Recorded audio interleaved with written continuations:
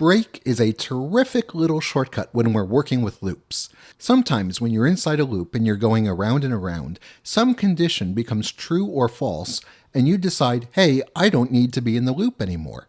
At that point, you just want to exit the loop, as though the test at the top had failed, but maybe the test is still true, but it doesn't matter, you just want out of the loop. That's what break does for you. To illustrate this, here's my standard loop, and I don't care if it's a for loop or a while loop, because break works the same way in both situations, so I'll even get rid of the words, and this is my picture of a loop. The break statement says exit the loop. So if processing is executing your loop and it hits the word break, bam, at that moment it jumps down to the first line after the loop, just as though the loop had terminated. We'll see in a moment that you don't actually need break. You can accomplish the same sort of ends in different ways. But break offers a very nice shortcut for the times when you just want to get out of the loop. Let's take a look at an example. Suppose that I have a program that draws a whole bunch of little circles across the screen. And when this program runs, we're going to draw lots more circles. So we're going to use a loop to draw them. And we're going to draw them from left to right. We want to make the program interactive, so we'll add a vertical bar, and this bar moves left and right with the mouse. When the bar is on the screen, what the program will do is draw circles from the left to the right until we hit the bar, and no circles to the right of the bar. So we can drag the bar around with the mouse, and we always have circles all the way to the left of the bar, but nothing to the right. Let's write this program. So I'm going to set up a couple of little variables. The horizontal position of the bar I'm going to call mx. And I named it that because it's tied to the mouse. So it's kind of the mouse x. The radius of a circle is given by the variable cr, which is a super shortcut for circle radius. Notice that these both start with capital letters. That's because in the program I wrote, I used global variables for these. You don't have to, but I did, and so I kept them that way in the slide. Finally, in the loop, as we draw the circles, we're marching from left to right, drawing the circles one at a time, and so the variable xpos tells us the center of the circle that we're drawing. So now that we have names for our variables, let's write a loop to draw all these circles. So I'll put this thing down here so we can see it, but I'll make it smaller, and I'll take a first stab at the loop. And the first thing I'll do is just draw all the circles left to right to fill up the window. So my first line, I create a variable called xpos and I set it to be 0. And then I enter the while loop. And the while loop says while xpos minus cr. Well, what is that? If you look at the diagram, you can see xpos minus cr is the left edge of the circle we're about to draw. So we compare the left edge of the circle with width. And as long as xpos minus cr, the left edge of the circle, is less than width, which is the width of the graphics window, we enter the loop. Inside the loop, you can see I have some funny formatting, and that's because I'm going to add some lines, but we draw an ellipse at the current value of xpos, right in the middle of the screen vertically, and then in the next line, I add 2.5 times the circle radius, which just bumps the circle to the right. And around we go, drawing all the circles left to right until we fall off the right-hand side of the screen. Now let's get that vertical bar in there. So I'm going to drop the vertical bar mx into the picture, and in the code, I'm going to put in an if statement around the ellipse. In the if statement, we have a test. The test compares xpos plus cr, that's the right-hand side of the circle, with mx. As long as the right-hand side of the circle we're about to draw is to the left of the line, then we draw the ellipse. Otherwise, we don't. So this draws all the circles to the left of the bar. Let's run this and see what it looks like. Here's our program, and initially it just draws all the circles. Now I'm going to click with the mouse, and I've got my vertical bar. And you can see as I drag my bar around, the program draws circles up until it hits the bar. To the right of the bar, the if test fails, and so we don't draw any of the circles. And I can whip this thing around pretty fast, and our program is running. Let's look at another way to accomplish the same ends. Here's our setup, but this time I'm going to look at it a different way, and I'm going to say rather than draw all the circles and test them one by one to see if they're to the left or right of the bar, why don't I just draw circles from the left-hand side up until the bar? and just stop when I hit the bar. That means I'll change the while test. Here's the new code. Notice that there's no if statement around the ellipse. In the while test, I'm comparing xpos plus cr, the right-hand side of the circle I'm about to draw, with mx.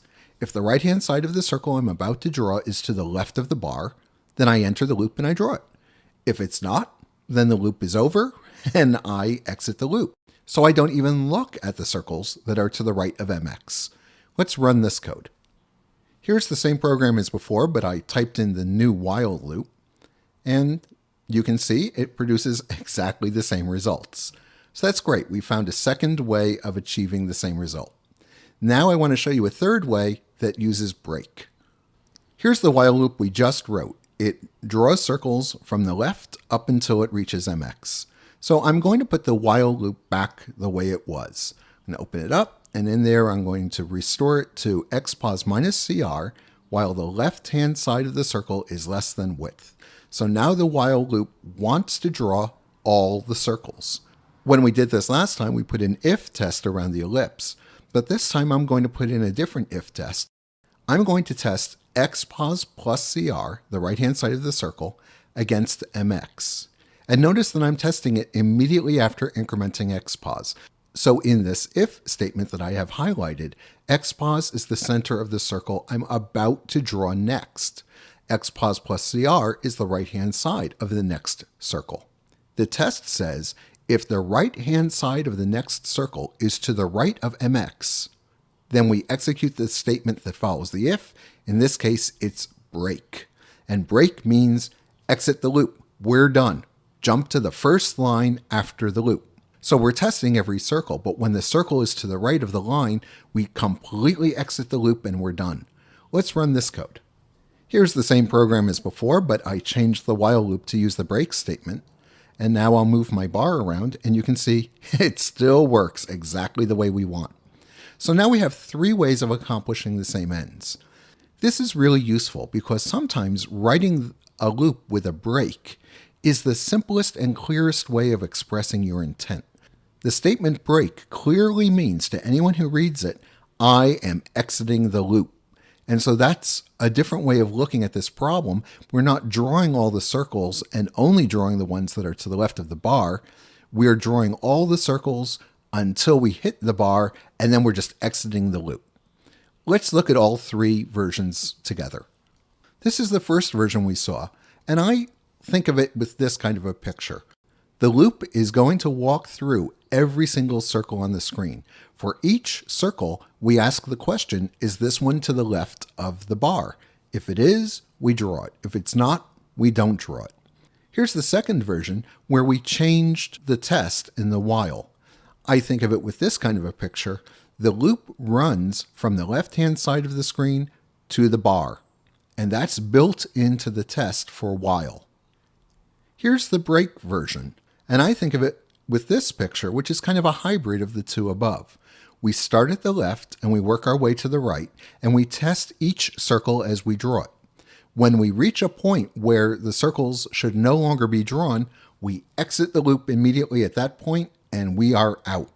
Processing jumps down to the first statement after the loop and proceeds from there. So this is a very clean piece of code for somebody who's coming back to read it. This could be someone who hasn't read it before, or yourself as you're trying to work on it and debug it, or yourself a month or two from now when you've forgotten. You're looking at this and you're thinking, what does this thing do? The while test is very simple. It says while the left side of the circle is less than the width of the screen, you say, oh, okay, well that means I'm going to draw circles from the left all the way to the right-hand edge. You keep reading, okay, I draw an ellipse. Then xpos gets moved. Okay, I'm going to move the circle to the right. And now you look at the next line and you see it begins with if and ends with break. Before you even look at the stuff inside, you can say to yourself, aha, if something is true, I'm exiting the loop. That's a really clear way of stating your intentions.